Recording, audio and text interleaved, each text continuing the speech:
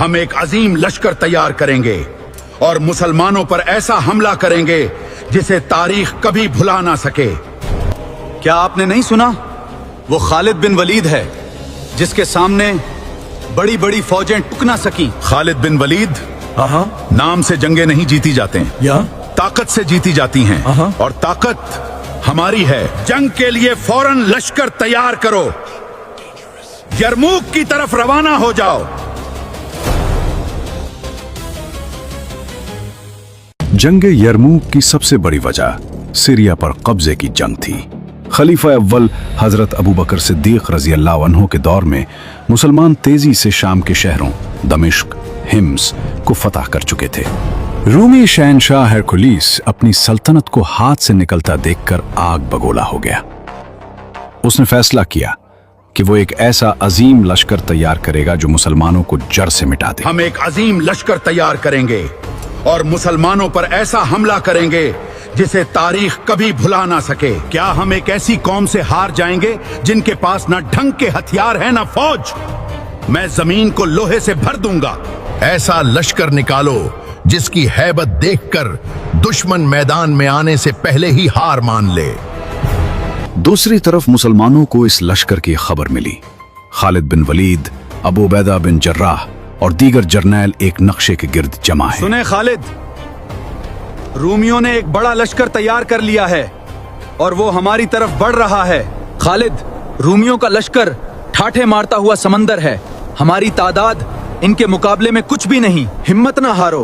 तादाद से जंगे नहीं जीती जाते हैं अबू उबैदा। रूमियों के पास सिपाही हैं, हमारे पास ईमान है।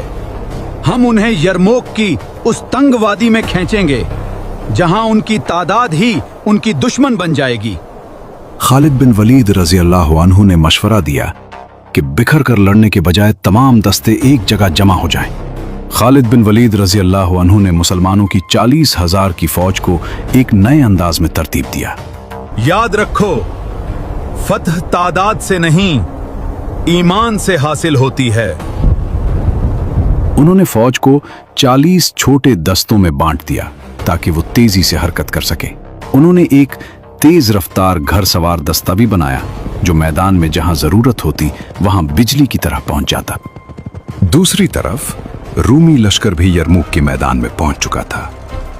एक ऐसा लश्कर जो तादाद में बेशुमार था और ताकत में बेहद मजबूत। सिपाहियों, आज का दिन हमारी ताकत का दिन है। दुश्मन कमजोर है और हम ताकत में बेमिसाल हैं। और अब खालिद बिन वलीद अपने लश्कर के साथ मैदान में उतर चुके थे। ए अरब, हम जानते हैं कि तुम भूख और गिरबत की वजह से यहाँ आए हो। मैं तुम्हारे हर सिपाही को 10-10 दीनार और बेहतरीन लिबास दूंगा। बस यहाँ से चले जाओ। हम यहाँ माल या दुनिया के लिए नहीं आए। हम एक मकसद के साथ आए हैं, हक के लिए और इंसाफ के लिए। और आज ये मैदान गवाह बनेगा कि हक हमेशा गालिब आता है। आज फैसला होगा। सिपाहियों, अब इंतजार खत्म हुआ। आगे बढ़ो और दुश्मन को पीछे धकेल दो। आज फतह सिर्फ हमारी होगी। पहले और दूसरे दिन में रोमियो ने अपनी भारी तादाद के जम में मुसलमानों पर जोरदार हमले किए। मुसलमानों के दाएं और बाएं बाजू पीछे हटने लगे, लेकिन मुसलमान खवातीन ने खेमों से निकलकर मर्दों को ललकारा और उन्हें दोबारा लड़ने पर मजबूर किया। कहां जा रहे हो? मैदान छोड़कर भागना ईमान वालों का काम नहीं। पलटो और डटकर मुकाबला करो। चौथे दिन रूमी तीरंदाजों ने इतनी शिद्दत से तीर बरसाए कि सैकड़ों मुसलमानों की आंखें जाया हो गईं। इस दिन को तारीख में यौमुत तावीर, आंखों का दिन कहा जाता है। पांचवीं दिन रोमियो ने थक कर सुलह की पेशकश की, लेकिन खालिद बिन वलीद रजी अल्लाह अन्हु जानते थे कि रोमी अब कमजोर पड़ चुके हैं। उन्होंने सुलह से इनकार कर दिया और आखिरी हमले की तैयारी शुरू की। खालिद बिन वलीद रजी अल्लाह अन्हु ने एक ऐसी चाल चली जिसने रोमियों का दिमाग घुमा दिया।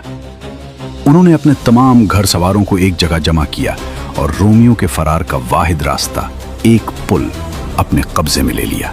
अब रोमियों के पीछे गहरी खाइयां थीं और सामने मुसलमानों की तलवारें।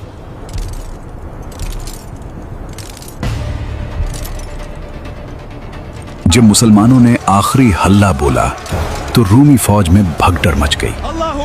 हजारों रूमी सिपाही जंजीरों में बंधे होने की वजह से एक दूसरे के साथ खाइयों में गिरकर हलाक हो गए।